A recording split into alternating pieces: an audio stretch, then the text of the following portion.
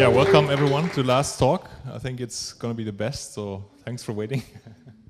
And I want to just point out some pitfalls that you probably have already experienced when re-engaging with your customers and re-engaging with different customer segments in general, and point out how not to overspend in this process of making your customers buy again. I mean, I already got introduced, so there's not really much to add, just so you have seen it.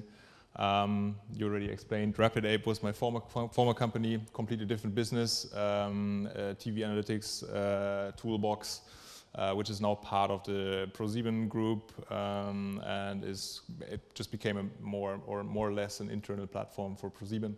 And now I'm a co-founder of Talon.One, which is an API around promotions and a promotion engine, you could say. And I would like to start with a very, very clear statement of a customer who said, by not knowing our audience, we overspend 50 million a year on re-engagement. And that's kind of impressive if you think about the numbers. And I want to explain why this actually happens and what does this mean for a business. I mean, everyone is aware that there is obviously a lot of different customer segments, and everyone might have their own approach on segmentation and looking at the customer database and trying to find like certain patterns in it and differentiating in communication, trying to personalize a lot of advertisements. I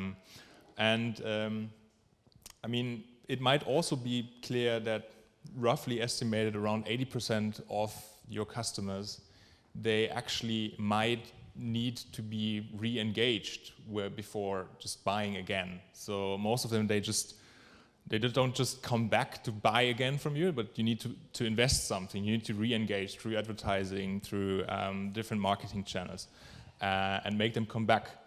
And the thing is, not all of them need the same attention to actually come back to your business and buy again from your products.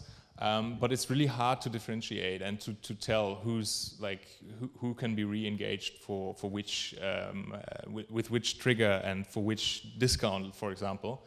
So that's the hard part. And I would like to give you some details on that in a second. But maybe before we start doing that, so just give me some hand signs on who is, like, obviously most of the people here will be working in advertisement, but who is doing some sort of personalization in marketing, whatever it is, just in general. So it's probably majority in the room here, and it's kind of easy nowadays to say that personalization is actually everywhere in every advertising channel, in all the communication.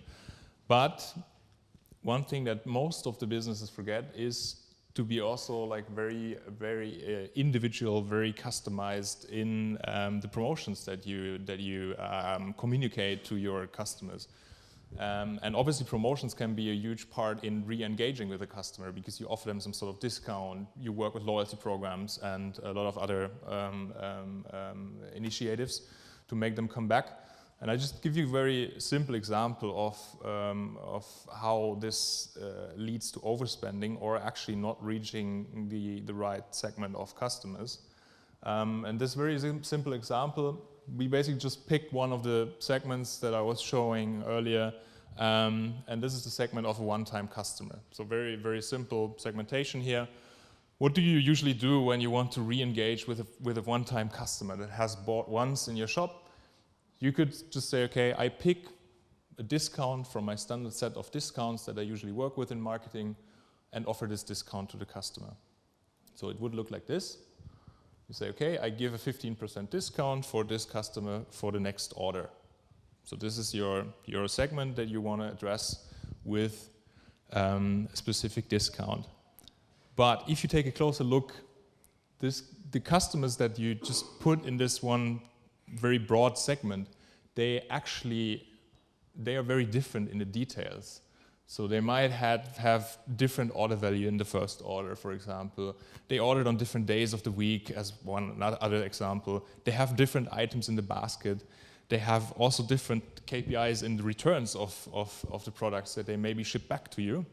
And that's actually something where we say you need to take a closer look at it. You need to take that into consideration to be able to customize the promotions that you then communicate to the customer. Because I think that's also something that might be clear. Each person needs a different discount to re-engage with you. And the different subsegments that you can build out of this data, obviously they have different thresholds in being willing to re-engage with your customer. So what we see a lot in the market, or what I've seen a lot in the past, is most people focus on what's displayed here on the left side. So you just try to address one simplified segment of your customers. But what you actually should do is you should address a specific sub-segments within this segment to make sure that you're not spending a lot of more promotion budget in your promotion campaigns, and to address the right people. And to visualize that, this is maybe very, very simple explanation. Looks more complex than it actually is. We were just looking at this one segment that you might have defined as a one-time customer, but actually, if you take into consideration all the different attributes that this customer show, you might want to split those in different sub-segments, so to say. And if you offer now a 15% discount to this customer group in general, obviously there will be some other customers as part of this segment who would have reacted to your offer already in a lower stage. So they would, for example, react on a 10% discount that you offer. And obviously also the other side is also there. There's other customers that won't react to it because they just don't react to such a low discount in their eyes. They would like to see a higher discount. So for example here 20% or 25%. So actually, you only reach a tiny subsegment of your customer group with this specific offer. And what you actually should do is you should be very personal in the offers that you send out to your customers. And to give another explanation, I mean there is this general problem of constantly overpaying because you're just offering too much in terms of a discount, and that's just the easiest explanation. It can be anything. It can be like percentage discounts. It can be like a certain amount of discounts, but it can also be other mechanics that you use mechanisms that you use for your re-engagement. And you constantly run into this problem of either overspending because you don't really know who is reacting to what, and on the other side, you're probably also not reaching everyone because, I mean, you need to identify if someone wants to get a 20% discount to be buying again from you. And that's basically the hard part. And that's something that I just want to point out because that's very, very important. Everyone works with a lot of segmentation data. Everyone works with a lot of data coming out of CRM systems, out of the customer history, for example. But it's easy to just divide customers just following simple behavior, for example. But you need to make sure that if you want to re-engage with your customers, you also re-engage in the right way. And that needs to be part of the general strategy, the general personalization strategy.